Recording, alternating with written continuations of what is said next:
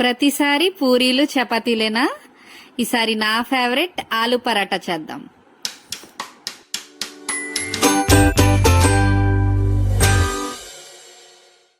ముందుగా గోధుమ పిండిలో ఒక అర చెంచా దాకా ఉప్పేసి బాగా కలపండి. ఇప్పుడు ఇందులో కొద్ది కొద్దిగా నీళ్లు యాడ్ చేసుకుంటూ చపాతీకి ఎలా అయితే మనం కలుపుకుంటామో అలాగే కలుపుకోండి. మెత్తని చపాతీ ముద్దలాగా రావాలి ఇది. ఇప్పుడు కొంచెం నూనె వేసుకుని మళ్ళీ ఒకసారి బాగా కలుపుకొని ఒక అరగంట దాకా పిండిని నాననివ్వండి. అప్పుడే పరోటాలు అనేవి బాగా వస్తాయి.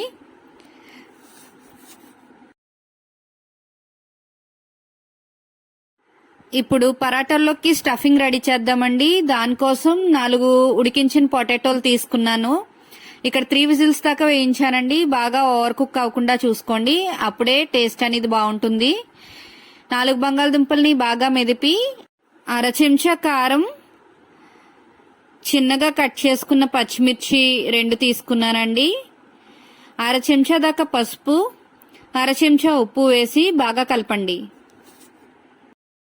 ఇక్కడ స్టఫింగ్ ని అలాగే పిండిని కూడా నేను 9 భాగాలుగా చేసుకున్నానండి. 9 పరాటాల కోసం.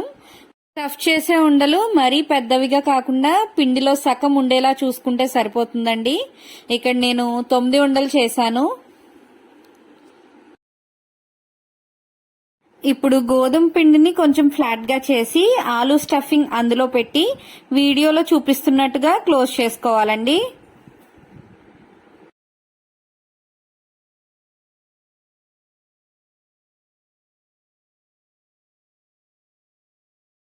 మొత్తం మిక్చర్ ని అన్ని బౌల్స్ లో స్టఫ్ చేసిన తర్వాత కొంచెం పొడిపిండి చల్లుకుని చపాతీలాగా నెమ్మదిగా ఒత్తుకోవాలండి, లేదంటే కర్రీ బయటకు వచ్చేస్తుంది. స్లోగా ఒత్తుకోండి. కొంచెం బయటికి కనిపించేలాగా ఉన్నా సరే ఏమవుదండి, అలా కూడా బాగుంటుంది. ఇప్పుడు పెనం హీట్ చేసుకొని మీడియం ఫ్లేమ్ లో చపాతీని 2 సైడ్లు కాల్చుకోవాలండి. నూనె గాని నెయ్యి గాని వేసి 2 సైడ్లు మంచి కలర్ వచ్చేలాగా కాల్చుకొని తీసుకోవాలండి.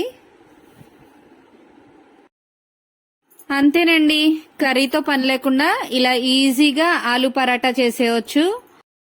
ఇందులోకి పెరుగు చట్నీ గాని పెరుగు గాని మంచి కాంబినేషన్ అండి. ఒకసారి మీరు కూడా ట్రై చేసి మీకు ఎలా కుదిరిందో నాకు కామెంట్ సెషన్ లో చెప్పడం మర్చిపోకండి. వీడియో నచ్చినట్లయితే లైక్ చేయండి, షేర్ చేయండి, సబ్స్క్రైబ్ చేయండి. మరో మంచి వీడియోతో మళ్ళీ కలుద్దాం. అంతవరకు సెలవు. బాయ్.